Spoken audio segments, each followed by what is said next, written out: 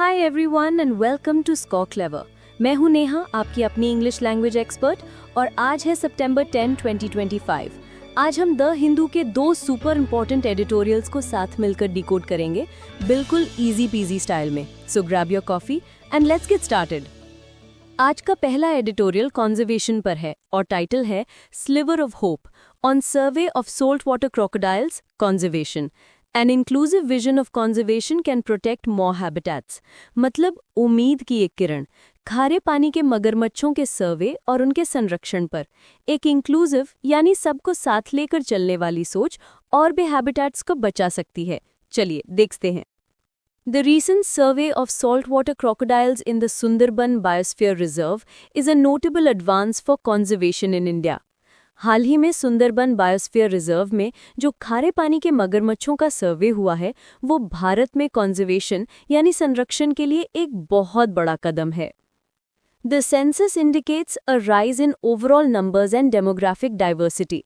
ये सेंसस बताता है कि मगरमच्छों की कुल संख्या और उनकी डेमोग्राफिक डाइवर्सिटी मतलब अलग-अलग उम्र के क्रोकोडाइल्स दोनों में बढ़ोतरी हुई है। Implying an ecological success that is also a marker of how wildlife law and conservation policy are gradually moving beyond their fixation on a handful of charismatic species, including the tiger and the elephant। और ये एक ecological success तो है ही, साथ ही ये इस बात का भी संकेत है कि हमारे वाइल्ड लाइफ कानून और कंजर्वेशन नीतियां अब धीरे धीरे सिर्फ कुछ कैरिज्मेटिक स्पीशीज यानी पॉपुलर जानवरों जैसे टाइगर और एलिफेंट के ऑब्सेशन से बाहर निकल रही हैं। फाइनली, बेचारे दूसरे जानवर भी तो हैं। In the early years of the Wildlife Protection Act 1972, protection was disproportionately directed at megafauna, whose appeal could mobilize public opinion। 1972 के वाइल्ड प्रोटेक्शन एक्ट की शुरुआती सालों में प्रोटेक्शन ज्यादातर मेगाफोना यानी बड़े जानवरों को ही मिलता था, जिनकी अपील से पब्लिक ओपिनियन को इकट्ठा किया जा सकता था। Salt water crocodiles do not command the same affection. खारे पानी के मगरमच्छों को वैसा प्यार दुलार तो मिलता नहीं है, विच इज ऑब्वियस। जाहिर है कौन ही क्रोकोडाइल को ओ सो क्यूट बोलेगा। So their recovery demonstrates how the statutory framework, when coupled with targeted interventions such as the Bhagavatpur Crocodile Project, can yield durable gains even for less prominent species। तो उनका recover होना ये दिखाता है कि हमारा कानूनी ढांचा जब भागवतपुर क्रोकोडाइल प्रोजेक्ट जैसे खास इंटरवेंशंस के साथ मिलकर काम करता है, तो कम पॉपुलर स्पीशीज के लिए भी लॉन्ग लास्टिंग फायदे दे सकता है। In many countries, reptiles continue to receive weaker safeguards।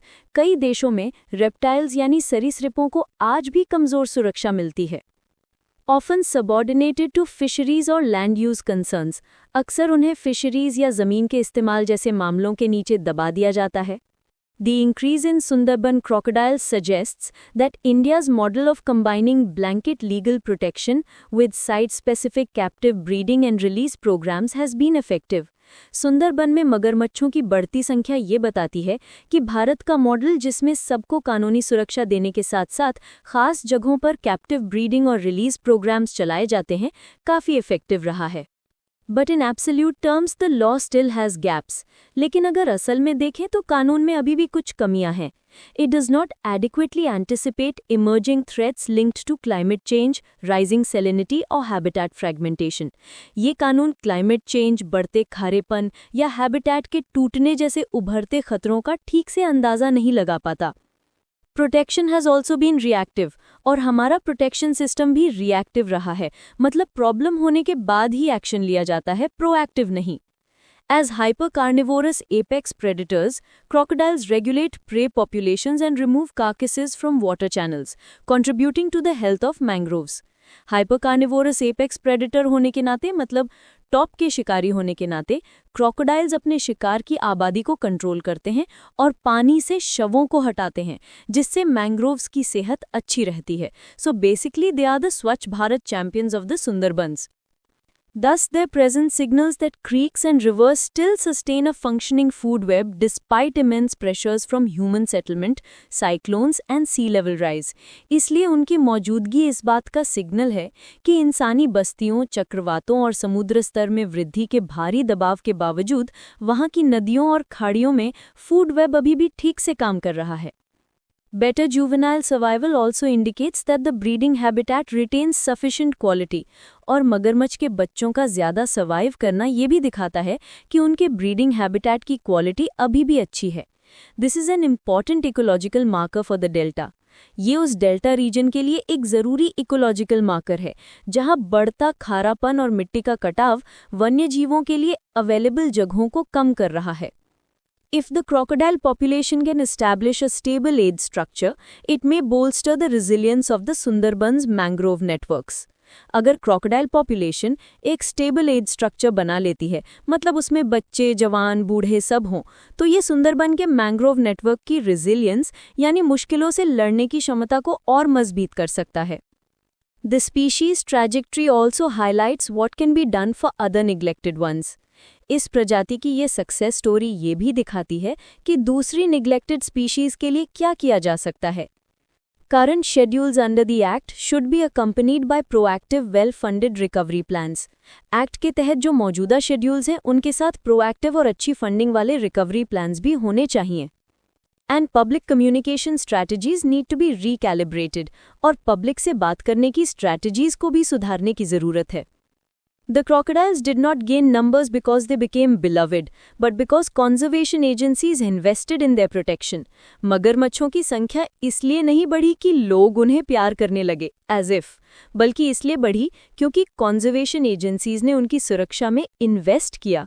A similar shift in focus can support other species. Focus में ऐसा ही बदलाव दूसरी प्रजातियों को भी सपोर्ट कर सकता है. Climate change integration is also essential. Climate change को भी इस प्लान में शामिल करना बहुत ज़रूरी है. Salt water crocodiles tolerate wide salinity ranges but many amphibians of fresh water reptiles do not.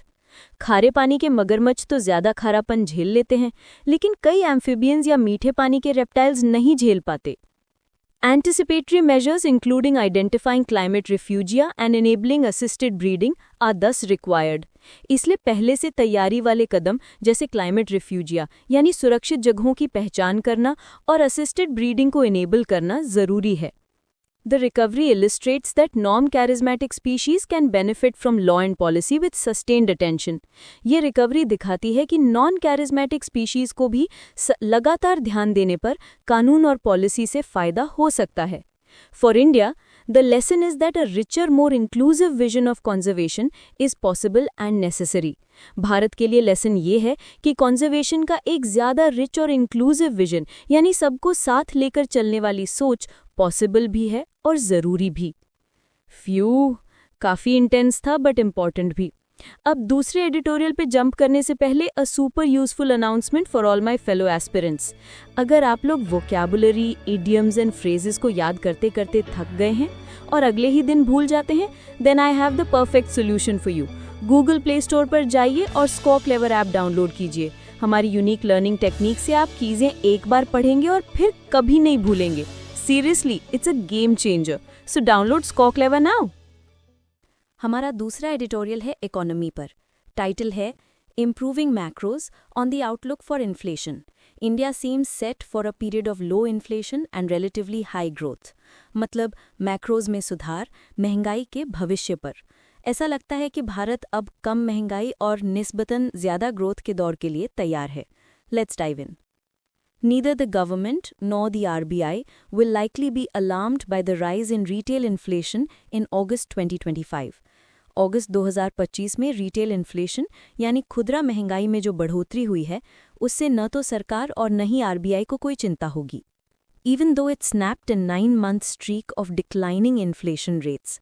भले ही इस बढ़ोतरी ने 9 महीनों से चली आ रही गिरती महंगाई की लड़ी को तोड़ दिया हो. At 2.1%, it is just marginally within the RBI's comfort band of 2% to 6% with no real macroeconomic risk.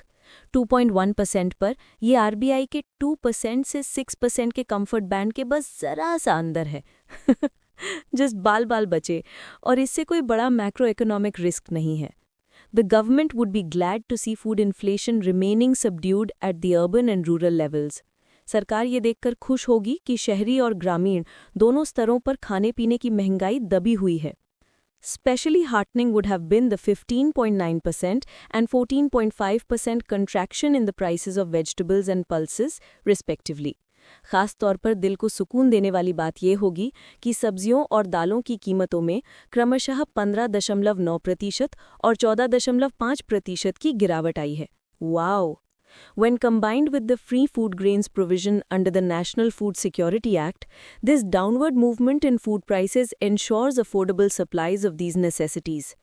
जब इसे नेशनल फूड सिक्योरिटी एक्ट के तहत मिलने वाले मुफ्त अनाज के साथ जोड़कर देखा जाए तो खाने की कीमतों में ये गिरावट इन ज़रूरी चीज़ों की सस्ती सप्लाई सुनिश्चित करती है। Other necessities such as clothing and footwear, housing and fuel and light are all seeing inflation remain low and lower in August than in July. दूसरी ज़रूरी चीज़ें जैसे कपड़े और जूते, घर और फ्यूल एंड लाइट, इन सब में महंगाई कम बनी हुई है और अगस्त में तो जुलाई से भी कम थी। As things stand, India's macroeconomic outlook looks the exact opposite of what it was last year. अभी जैसे हालात हैं, भारत का मैक्रोइकोनॉमिक आउटलुक पिछले साल के एकदम उल्टा दिख रहा है। From a relatively low growth, high inflation scenario, India is now witnessing high growth and low inflation. पिछले साल जहां ग्रोथ कम और महंगाई ज़्यादा थी, वहीं भारत अब हाई ग्रोथ और लो इन्फ्लेशन देख रहा है। In other words, the differential between growth and inflation at this time last year was about 2.1 percentage points. दूसरे शब्दों में पिछले साल इस समय ग्रोथ और इन्फ्लेशन के बीच का अंतर लगभग 2.1 परसेंटेज पॉइंट्स था। इस साल ये लगभग 5.5 परसेंटेज पॉइंट्स है, जो एक बहुत ही वेलकम और बड़ा गैप है। Of course, there are legitimate questions to be asked about GDP and inflation data. बेशक GDP और inflation के डेटा पर जायज़ सवाल उठाए जा सकते हैं, but those questions were valid last year as well, and so do not erode the comparability of the 2 years. लेकिन वे सवाल पिछले साल भी वैलिड थे, इसलिए वे दोनों सालों की तुलना को ख़त्म नहीं करते। Good point. लास्ट ईयर के मॉक टेस्ट स्कोर से इस साल का स्कोर कंपेयर तो कर ही सकते हैं ना, भले ही पेपर थोड़ा टफ या ईजी हो। Looking ahead, the overall outlook for inflation continues to appear benign. आगे देखते हुए महंगाई का ओवरऑल आउटलुक अभी भी benign यानी ठीक-ठाक ही लग रहा है।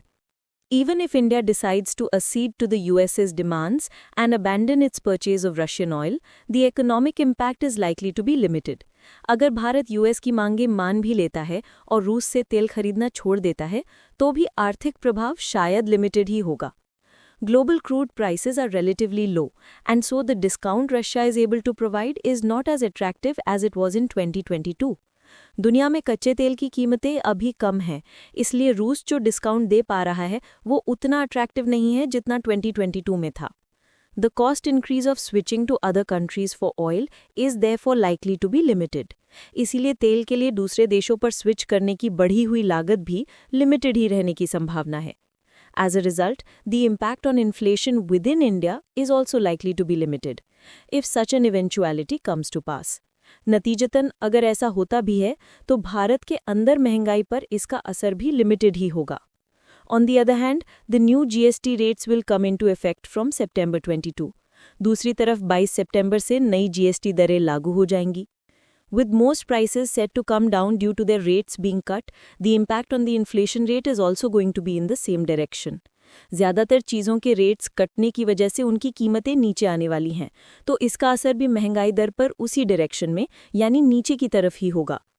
The low inflation rate and high growth in Q1 have raised expectations that the RBI's Monetary Policy Committee will cut interest rates further in its next meeting at the end of September.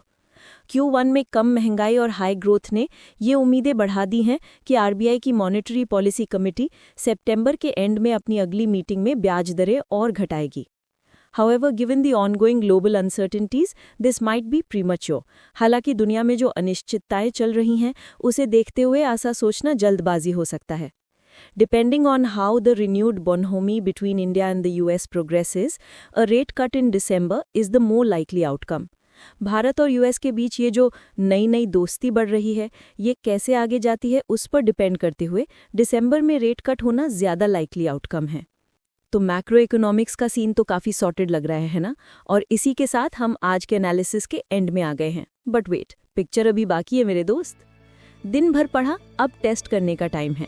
आज के दोनों editorial से आपने जो भी नए vocabulary word सीखे हैं उनको टेस्ट करने के लिए ज्वाइन कीजिए हमारी डेली एडिटोरियल वोकैब लीग। इसे हम एडिटोरियल वोकैबुलरी का IPL भी कहते हैं। ये लाइव क्विज होता है रोज शाम 7 बजे हमारे टेलीग्राम चैनल @vocab_league पर। यहाँ डेली क्विजेज होते हैं, मंथली लीग्स बनती हैं, स्कोर्स ट्रैक होते हैं एंड ऑफ कोर्स विनर्स को रिवॉर्ड्स भी मिलते हैं। So don't miss out. See you at 7 PM sharp. That's all from my side today. This is Neha from Score Clever signing off. Keep learning and keep growing. Bye-bye.